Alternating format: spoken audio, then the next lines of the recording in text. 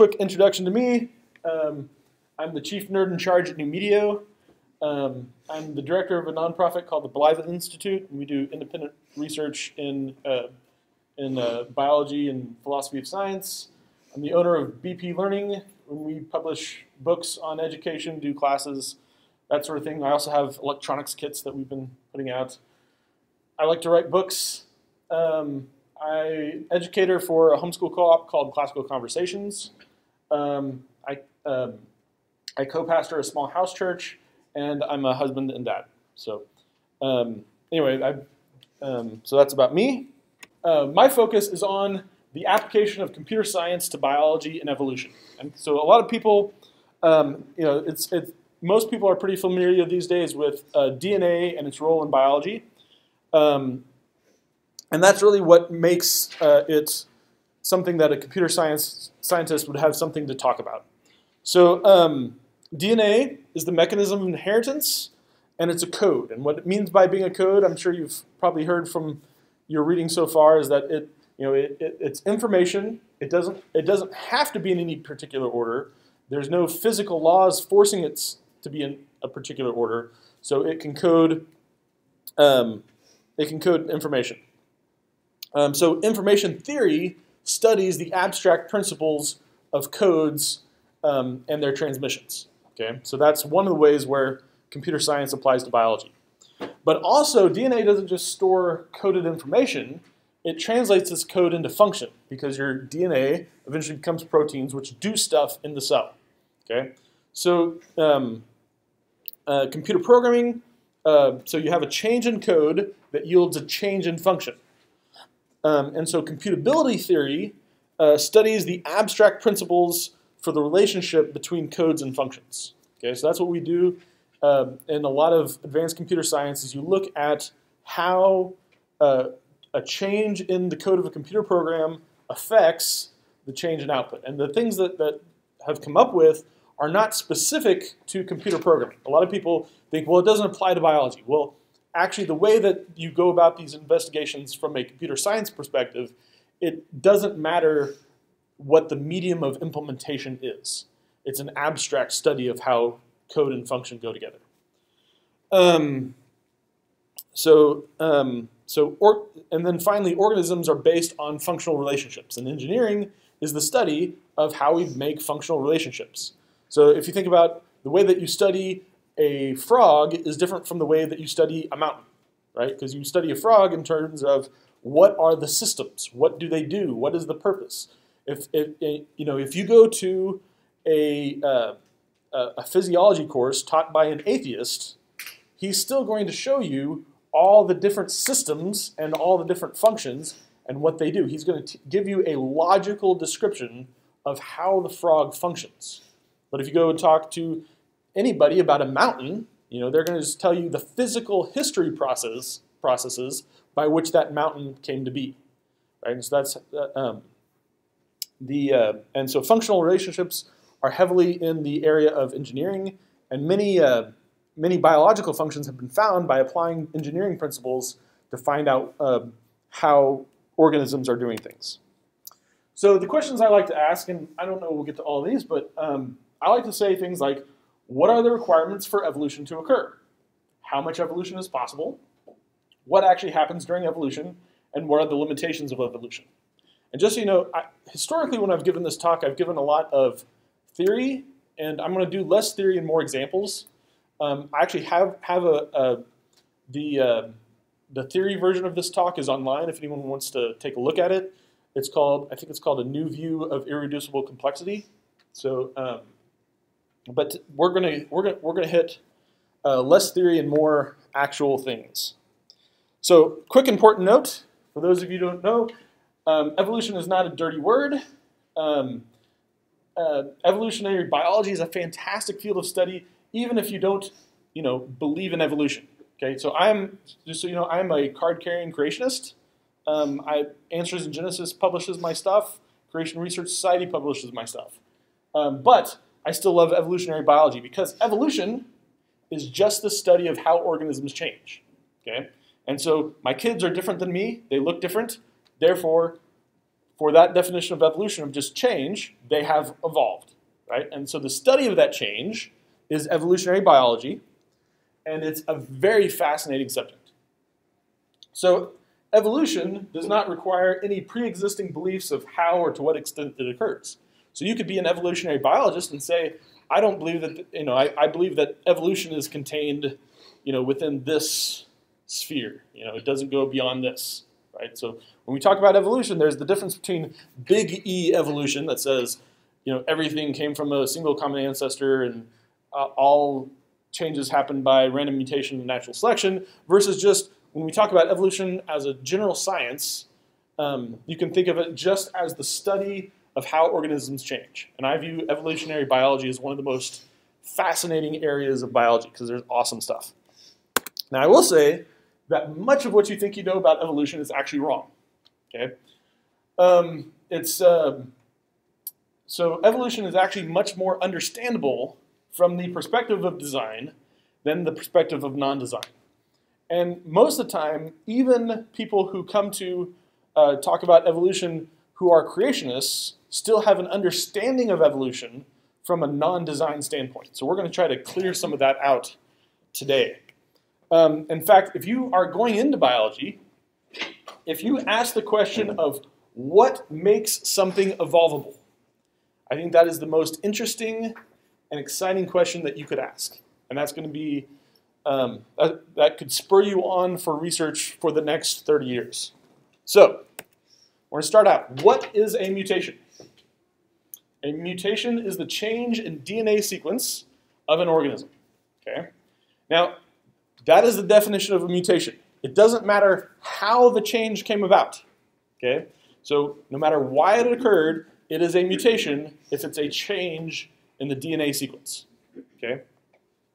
The words mutation and the words random mutation are not synonymous. Random mutation is a subset of mutation, right? Mutation theory can be informed by computer science. The size of a change is an information transfer question, right? Because we're copying data, and if we're copying data and changing it, the size of the change is an information theory question. The effect of change is a computability theory question. How does this change in DNA affect the change in outcome, right? So that's computability theory. So, because this is an area where most people have the most misinformation, I'm going to start out talking about randomness and mutation. Okay, because the question is, are mutations random? And the problem with this question is that there's actually 3, maybe even more definitions of what it means by random. And people will simply swap these out haphazardly to get whatever answer they want. So by being more clear about this, we can be more clear about the answer to the question. So the 3 main definitions people give, first one is non-correlation. That means a mutation is not related to fitness effects. Okay. So if I have a mutation and it's not related to any need that I have right now, that's the non-correlation definition. Statistical randomness means that the mutation follows a statistical pattern. So that is, if I run this X number of times, I will get this percentage of this mutation. Okay, so that's statistical. It's following a distribution. Okay.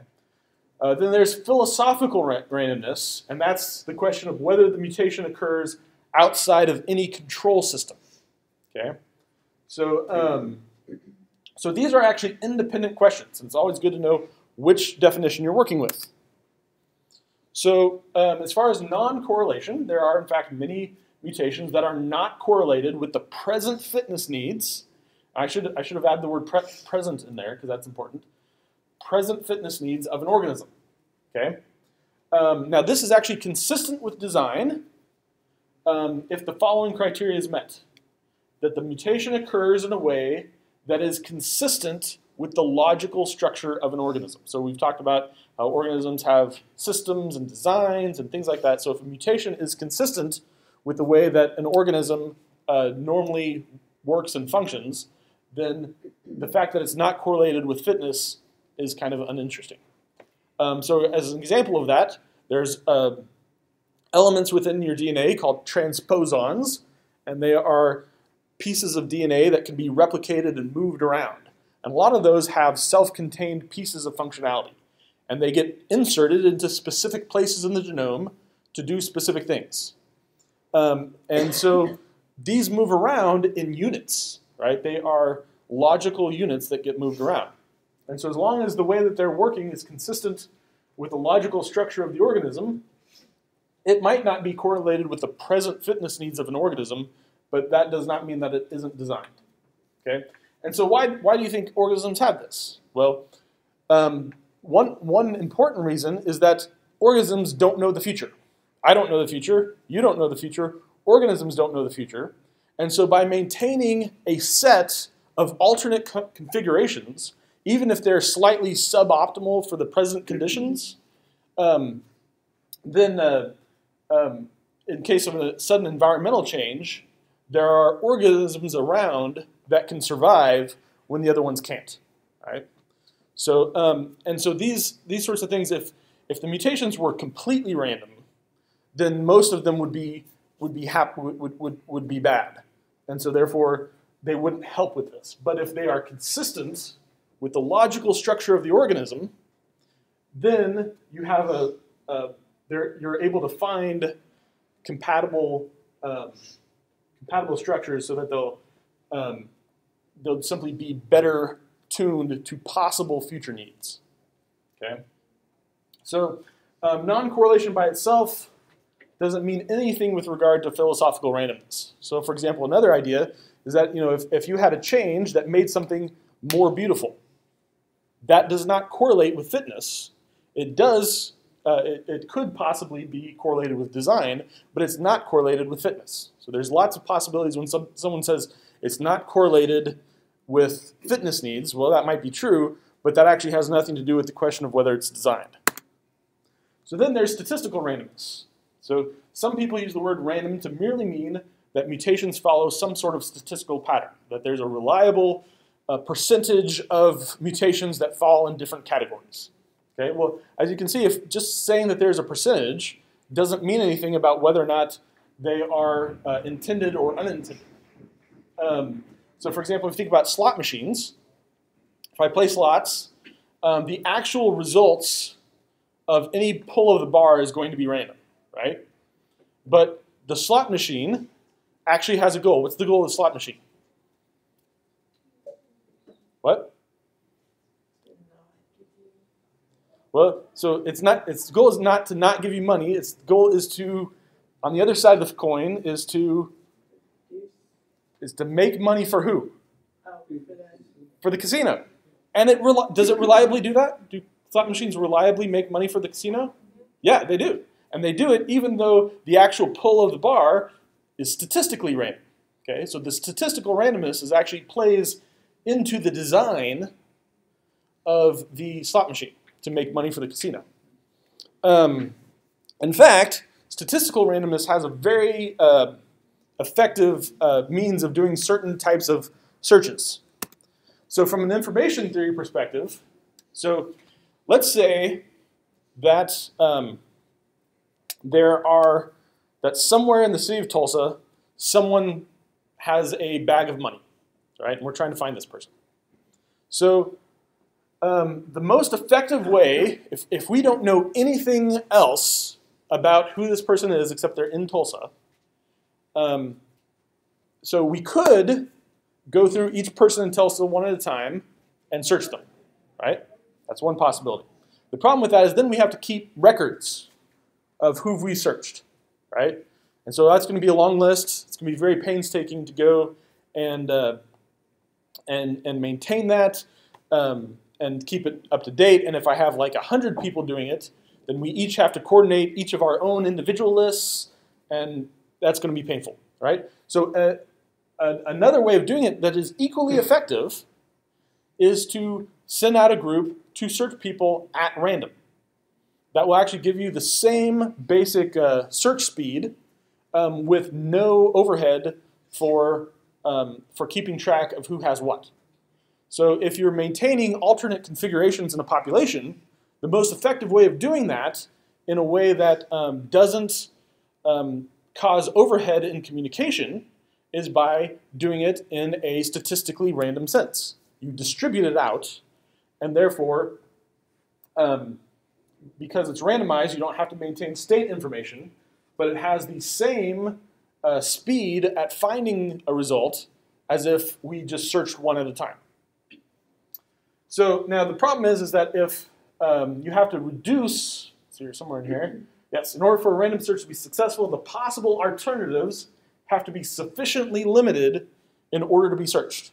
Your DNA has 3 billion base pairs, and the size of the search space is not 3 billion, it's 2 raised to the 3 billion.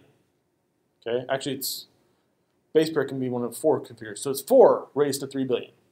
Okay, so that's the actual size of the search space. Not 3 billion, it's 4 raised to the 3 billion.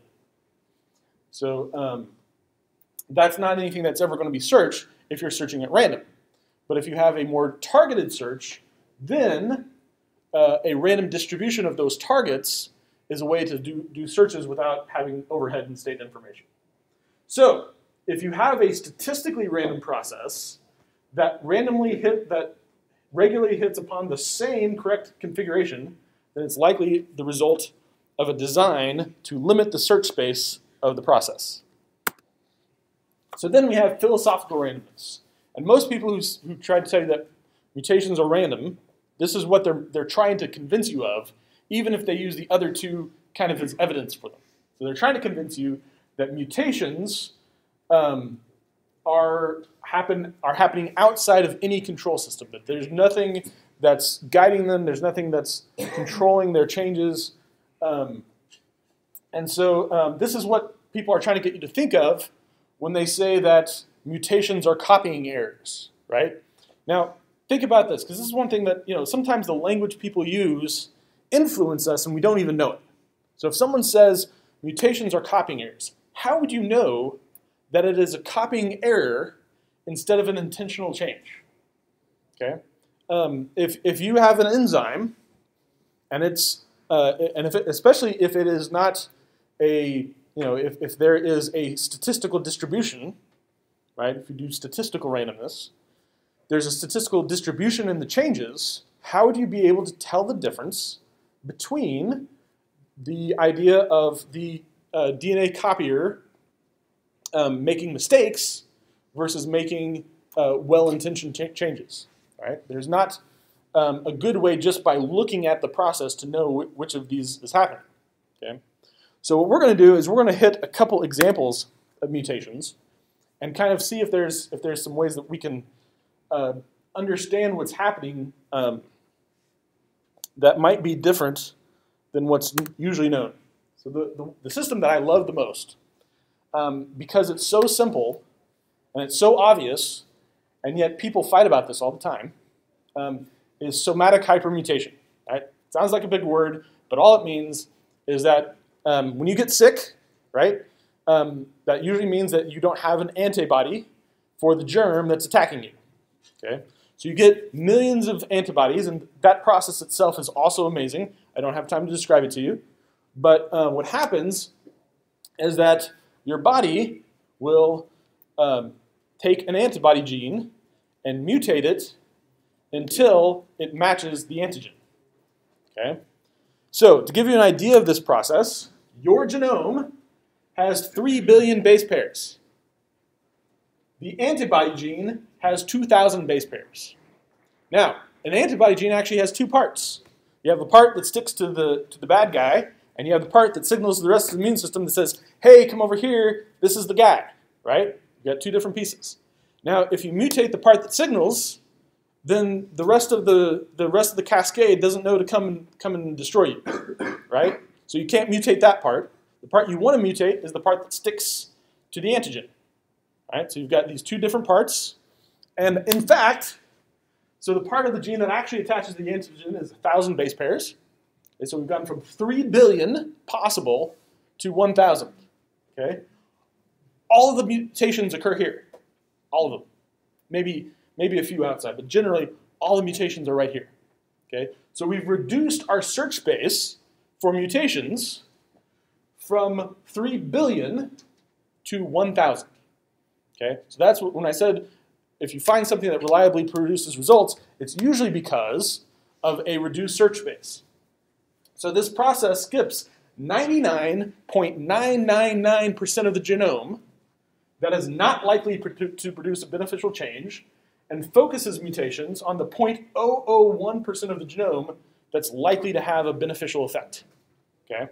So this is a huge reduction. And you know what's really funny is that this system, when you ask evolutionists to tell you why a particular, or why we should believe that random mutations and natural selection will lead to beneficial changes, this is the system they point to almost every time. So they just simply leave out the fact that there's this giant reduction. The giant reduction is just assumed. If you go, there's a place called Talk Origins, which used to be kind of the hub of internet evolution discussion. Okay?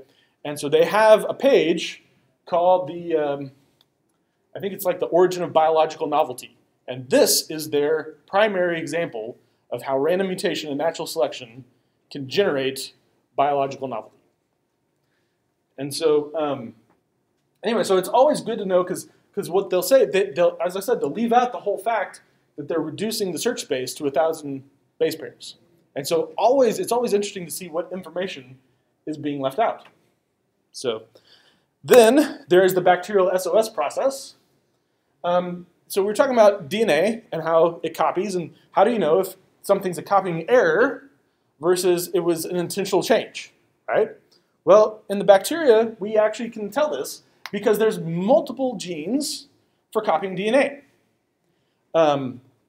There is one of them that is basically error-free, and there are 3 of them that produce changes. And what happens is when a bacteria is stressed, it will switch which enzyme it's using to copy the DNA. It will switch from, it will say, oh, we're in a time of trouble. We need changes. So what it will do is it will amplify the number of copies of genes that it think need to be mutated, and it will switch the copying mechanism to the copying mechanism that mutates those genes. Okay, so it's not random mutation and natural selection, it's directed mutation and directed selection, because it's physically turning on the process and turning off the process when it's done. Okay, because the whole idea of natural selection, the reason why the word natural is in there is to differentiate it from directed selection, where like if you think about farmers selecting animals, right? Well, that's directed selection because someone was doing it on purpose. Natural selection is selection that occurs merely by accident, just by things dying, not being healthy enough, that sort of thing. That's natural selection. But this is directed selection because the organism is responsible both for turning on the change mechanism and for turning it off when it's done. And there's a whole cascade of enzymes that trigger this. So there's tuning knobs. Repetitive DNA often acts as tuning knobs in the genome. And some people say there's all sorts of repetitive junk in the genome. Well, the actual fact is that these repetitive DNA are usually tuning knobs for function. And the way that repetitive DNA almost entirely mutates by adding and removing copies. And so as it gets bigger or smaller, you're basically tuning functions in your genome. Sometimes you're turning them off and on. Sometimes you're increasing or decreasing them. And so, as I said, these are primarily modified by copy number variation. And so this gives you a reversible way to make tuning changes in the genome. And there's actually many interesting morphological traits that are guided by these repetitive sequences. For example, the shape of a dog's nose is guided by 2 separate repeat elements and their relative sizes. So anyway, so tuning knobs. You may have also heard of pseudogenes as being junk DNA. This is actually what people are like, well, if there's no other kind of junk DNA, there's pseudogenes. And these are genes that are deactivated and functionless because they've been damaged, right? Well, the thing about pseudogenes, now there's a lot of different reasons for pseudogenes. This isn't all of them, but one important one is that pseudogenes can act as a template for functional genes. So this especially happens in bacteria. There'll be like a gene for the outer coat of a bacteria. Okay, it will also have one or more pseudogenes for the same purpose. And what will happen is as the bacteria needs to change its outer coat, it will swap out genes from the pseudogene. And so it'll say, okay, well, let's try this component. Let's try this component. Let's try this component. And they'll merge them in to get different changes. So basically, the pseudogene is kind of a repository of molecular modules that can be modified. Okay. So anyway, so I hope this kind of gives you an overview of the fact that mutations are actually a part of the system of biology, right? There is guiding and direction. It's what we have that helps us adapt to our changing environment. They're not happenstance. It's part of actual functional biology. So, what are the requirements of evolution? So, there's kind of two types of evolution. There's and I don't have good terms for these, so I kind of made up terms for these, so I don't know. There's limited evolution, and that's evolution that occurs within boundaries. And then, the more important term is open-ended evolution. And that's evolution that creates novel solutions outside of previous constraints. Now, some people might be tempted to change these into microevolution and macroevolution. And I wouldn't blame you if you did, although I'm keeping them as different terms for because they don't exactly match each other up. Because with limited evolution, I'm not saying that there's any a priori limits. There's nothing that I can say ahead of time and say, evolution can't do this. What I can say is that for anything that evolution does, you need prior information in the organism to help you out. So for example, when we had the somatic hypermutation example, there is information in the genome that tells it where to mutate. In fact, they've actually found a regulatory element that if you move the regulatory element, you will get the mutations in the wrong place. So there's actual information that points it where to do the mutation. So I can't tell you ahead of time how much change is possible, right? It's all dependent on what information is in the organism that allows the change. Okay? So the really interesting thing about this is that if you see evolution happen, you can say, oh, that's interesting. What are the things in the organism itself that lead it to this type of adaptation? Is it very specific? Is it very non-specific? What types of where is this information coded? Where is it pulling from? And this is, as I said, this is the type of questions that can lead you to an entire lifetime of research, just by asking good questions. Now, then we have open-ended evolution. And this is where, when most people think about evolution, they think about the big E evolution, where everything came from nothing. And we started with simple cells that eventually became us. Okay? So if you think about what are the requirements of big E evolution. So big E evolution requires that organisms evolve to adapt to environments that the organism did not have in mind ahead of time, right? That's the whole point. We're trying to say an organism, it's not given any information, it's not smart, so it doesn't know any information, it just lives or dies based on what happens in the environment. So therefore, since it has no prior information about new environmental challenges, it has no mechanism of feedback except selection. So even if today we might have prior information and feedback, and even if they could be evolved, which I don't think they can, but even if they could, if you have a big E evolution in mind, at some point in evolutionary history, these wouldn't exist. Because at some point, you have a simple cell that doesn't have all these systems. Okay?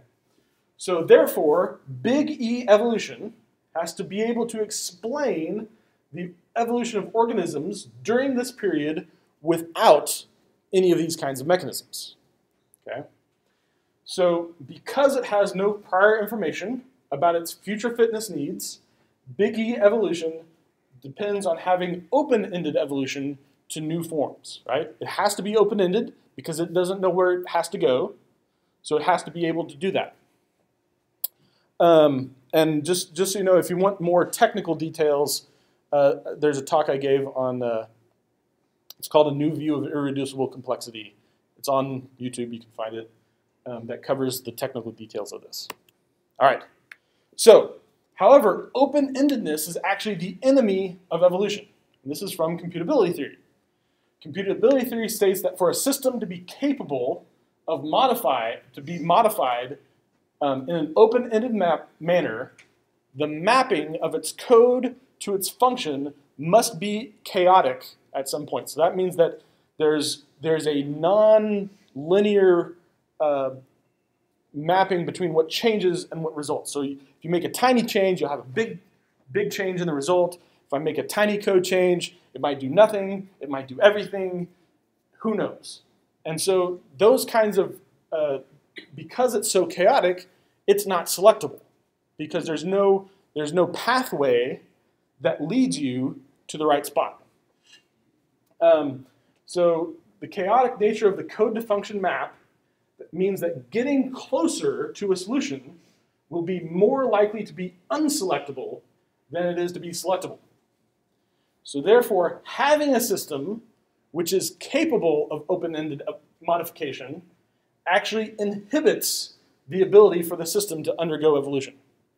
So this is why I believe that for a really good evolutionary biology, you need design.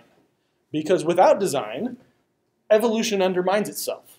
If you're looking at this big open-ended evolution, it actually undermines its own ability. But when we look at limited evolution, we have things we can look for. We can look for what are the informational requirements, what are the things that are behind it. Now, interestingly, if any of you have ever done any computer programming, we have these things called loops. And so basically, if you think about doing a factorial, right? You all know how to do factorials? 5 times, 4 times, 3 times, 2 times 1, right? So you basically, if you think about how a computer would do it, it would start with 5, and then it would multiply 4 by 5, and it would multiply 3 by the result, and then 2 by the result, and it would keep on doing the same set of instructions over and over again until it finished, and then it would give you the answer, right? So it's a loop. It's doing the same thing over and over again, okay? Looping is the most common way that a system is made to be open-ended, okay? And the more open-ended the looping structure, the more open-ended the modification that the structure allows for. But also, the more difficult the modification is to evolve by natural selection. Okay, so I know that's a lot to hand to you, but I wanted to get to an actual demonstration of this. I think in 2005, this group came up with a system of evolution on the computer, which they claimed could show that intelligent design was false. And so what they did is they came out with what's known as the Avida system. And they said that Avida will demonstrate that evolution is possible. You can do it on your own computer, and you can see it evolving new functions. Okay? And so therefore, therefore, because it's evolving new functions, therefore the idea that irreducible complexity exists is false. However, using the ideas that we've just covered, we can actually do design detection inside Avida organisms. Okay? So, I will give you, this is an Avida organism. So basically what they've done is they've assigned, so just like the genetic code, people assign letters to the genetic code, they've assigned letters to their code. Each of these represent an instruction that you can perform on a machine. Okay? So I don't expect you to know what they are, but basically execution starts here, goes around the loop. You can see this little line on the inside tells you each instruction that it hits. And you can see like here it skips over these instructions and then skips over that, and that's because C means don't do anything, so it didn't do anything. And then when you have loops, as it repeats, the size of the gray bar gets bigger. So you can tell that this is an area that it's looped several times because this is very large. All these others, it only did the instruction once. And then I've circled areas that actually perform function. We're not going to talk about how that works in Avita, but just so you know, there are functional areas in here that actually did things that it needed for selection.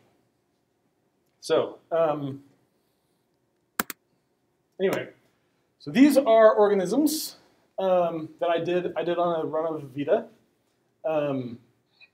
So this is so in our first 150 generations, we had no functional units. Now that's already not like biology, because what happens if you don't have any functional units in biology? You die. And how much can you evolve after you die? No. Not a lot. All right. So, but you know, it's good. People make models, and models aren't exact, and so give people a break, right? So when I get to generation 300, I start having functional units. All right. And so it selects them, and I get more functional units, more functional units, more functional units. Now, I did tell. Do you remember me telling you how to find the looping structures? Remember what? These big areas. They tell you which ones. So notice. I hope you notice that all these looping structures are happening in the same place. It's very interesting. So here is generation 1000. I've got 4 functional units. This one has 5 functional units. So I'm getting more and more function. More and more function. Everybody's happy because we're evolving stuff, all right? And I stopped drawing these here because it was late and I was tired of it. But these have 5 or 6 functional units on them, all right? So now, you have these little looping sections. They all contain ZVXG as they're in their instructions, all right? So where did these loops come from? So it's helpful to know what the loop actually does. This loop is what copies the organism. Okay? So now I said earlier on that looping is what, you have to be able to create loops in order to do open-ended evolution. Okay? Here we have loops. The loops copy. The loops are in every organism. So where did they come from? As predicted, they were in the original ancestor put in by the creator of the system. So you can actually detect in these digital organisms that are supposed to show you evolution, you can detect the original design by the creator in the organism itself.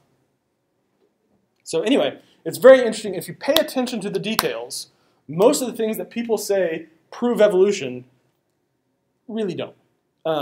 They might prove a limited evolution, which is super interesting. I mean, for my free time, I read evolutionary biology papers because they're so interesting. But what I do is I just have to think about, well, what is it that they're preconceiving into all this that makes them think that it's big E evolution, not just regular things changing because of information already present. And usually, if you take in the perspective of, hey, it takes information already present to make changes, then a lot of it actually becomes a lot more understandable. You can say, oh, I can see that you know, this happened, this evolved, so therefore there must be a mechanism that made this. And then, you know, 5 years later, you'll read a paper and say, oh, we found the mechanism, right? So this is how it works, and it's not surprising if you come from a design perspective, but, you know, from the non-design perspective, they're always shocked and amazed at this kind of stuff. So that was a lot to throw at you. Any questions?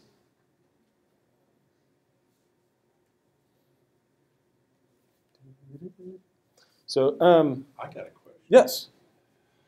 Have you read any of Douglas Axe's work, particularly the book Undeniable? Yes. Read Undeniable. How does that tie into some of the stuff you're talking about here? Yeah. So Douglas Axe's Undeniable is mostly about the exponential part, when I talk about the exponential search space for function. Yeah. Yes. And that is his primary thing is to show you that if you're going to have something that's exponentially small, then this is why you can't find it. right? And so basically, this tells you why the target that they're looking for is exponentially small. You need to find a looping structure. And anytime you get close to the looping structure, because it's chaotic, selection is going to point the other way. Wait, to back up, I'm not quite catching on this. Yep. Explain that again. So in order to evolve new function, Now, Axe is basically arguing the search space for a functional protein is incredibly small. So Right. when you've got a stochastic or random chance, evolution makes a mutational leap. The chance it has of hitting a protein is going to not be selected out is slim enough. right? And there's a reason for, so basically, even though you might be closer, like in sequence space, you might have made a mutation in sequence space that is closer to what you need than where you are now. But because there's no function for natural selection to operate on, it's going to send you right straight back. Exactly, because the chaotic nature that you need that for open-ended evolution is going to cause selection to point the wrong way until you are at the solution. So that reduces it from a problem of so it removes selection from the equation. So it's entirely you have to hit it by chance, and therefore you get an exponential size search space. And so once you hit exponentials, 2 to the 3 billionth power is a lot. Now that's not the actual search space because most of them are less than that. But even 2 to the 500th, right? It's unbelievable. Yeah, 2 to the 500th. If you imagine every particle in the universe interacting with every other particle in the universe for 20 billion years, we have not had 2 to the 500th interactions, particle interactions. Okay? So that's, yeah. So exponential is huge. And so the search space for a single gene is about 2 to the 300th, I think. Yeah, that's for a small gene. So that's why a lot of intelligent design focuses on the origin of life, because you don't have anything, you can show that it has to be stochastic because there's nothing else that could direct you. And so you say, well, what's the smallest thing we can get away with? And when you actually look at functional organisms, the smallest functional organism, even proposed, is about 200 genes. And that doesn't even take into account the fact that it probably needs other organisms around it to survive. So 200 genes, each gene is about 1,000 base pairs, so that's about 200,000. So that's 2 to the 200,000. Is it 2 Or 4? 4, sorry. I'm a computer science, so I always deal in, it's always binary, so I always deal in twos. So anyways, yeah, so it's 4 to the 200,000, right? And as I said, if you have 2 to the 500, not 500,000, but 2 to the 500, that's more than all of the particle interactions in the entire universe for 20 billion years, right? So that's, so anyway, so when selection is pointing the wrong way, then the only thing that you have that could get you there is chance. And if you have such small chances, you're not likely to do it. So that's how it all interrelates. You're arguing that it's, well, I just find it absolutely fascinating that when you come into 1,000 base pairs, that's why where the whole concept of hotspots of evolution comes from. Mm-hmm. And most of the hotspots they found in mutation are all in, not all, but largely in externally facing genes. So they're so genes that would interact with a changing environment. Do they know how you generate these hotspots? So yeah, so there's a couple different ways. They don't know all the ways, but one of the ways that's really interesting is, so if you have let's see here, whiteboard. I love whiteboards. So basically, single-stranded DNA. I mean, it still kind of wants to become double-stranded DNA, right? So single-stranded DNA, you get single-stranded DNA out there, but sometimes, depending on the sequence of the DNA, it'll form what are called stem loop structures. And this is where, so in order to do this, these the DNA has to be in what's known as a semi-palindrome. So let's say we just have some arbitrary base pairs.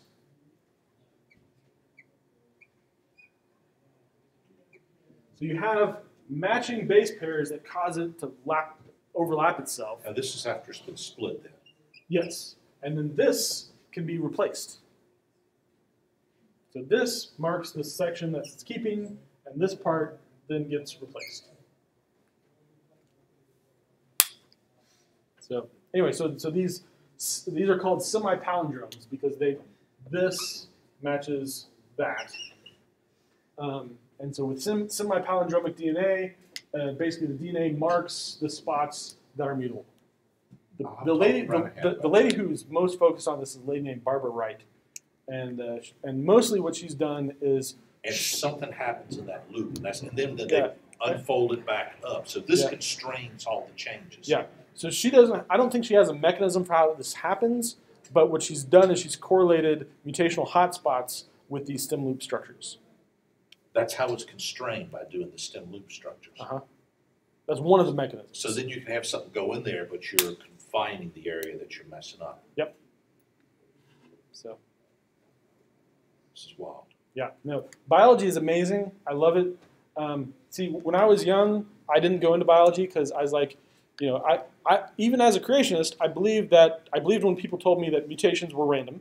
I just took that. I was like, well, I don't believe that mutations led to evolution, but if you're going to tell me that mutations are random, I'm going to believe you.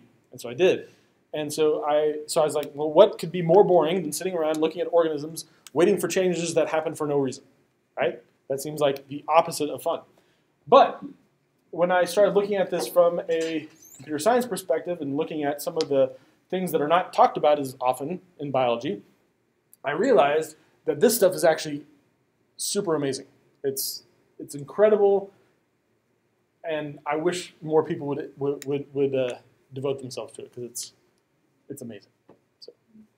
This is like writing a program that will go in and rearrange a certain section of its code. Mm-hmm. Yeah. That's pretty hard to do. It is hard to do. In fact, most people. Well, now what's really cool is I skipped over the part where I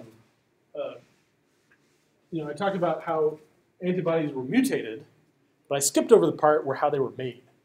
Okay, because the way antibody genes are made, you have millions of different antibody genes, right? So there's millions of them, but you only have a few hundred genes for them. Okay, so the way this works is who was it? It was Eli Whitney that did interchangeable parts. Someone help me. I'm bad at history. Yeah, that's the cotton gene. Yeah. So he did interchangeable parts, and somebody did it with guns in the American. That was Whitney with guns. Is where the interchangeable parts. Yeah. And so you could have like a musket, and you could pick any musket, and any musket could go with any lock, and any lock could go with, I don't know what the parts of a musket are, but anyway, you could so you basically had bins of parts, and you could pull, and because it used to be before him, every part had to be custom smithed of a gun. Okay, they all had to be carefully identified. But he amazed Congress by just having buckets, and he allowed the congressmen to each go grab a piece from the bucket and put it together, and they all fit. Right? Well, your antibodies are similar, except the pieces are all different. So you've actually got 3 buckets. This is known. So you've got one called V, one called D, one called J, and these are all different pieces, but they have similar interlocking points. And so what happens is as your immune cells mature, they take one piece from each bucket and join them together. And therefore, by having only a few hundred of these genes, the combination of them, the permutations that are available, are millions. I think it's like 10 million or something. And I think there's only like 200 genes. So anyway, so it has these combinations, picks one from each bucket. It even, there's even some evidence that it has the ability, like if it has 2 pieces that don't exactly go together, there's some evidence that it can actually smooth out the pieces that don't join well. So anyway, so that's how they're made. And what's really cool is, we talked a little bit about repetitive DNA being used as tuning knobs. Well, here they're used as markers. So for example, because they don't actually have buckets, it's just a long line of DNA, right? Just like this. So if you have a long line, you need something to mark the fact that a gene just ended, right? So they have, they're called RSSs, which stand for, I'm forgetting at the moment. And these are standard markers that tell these two genes, or these two proteins called RAG1 and RAG2, they tell these guys where to cut it. And so it says, hey, go here, cut it here, and that's a piece of a gene. And so these guys go and cut in the right spots. They pick one, put them together, you've got a new gene. And so people are like, oh, your genome's full of repetitive stuff. Well, the reason why it's repetitive is because it's marking. These are repetitive. They're repeating because they're all the same marker. They're all telling these proteins where to cut. So, all right, well, thank you all very much. Enjoyed it. Hope you.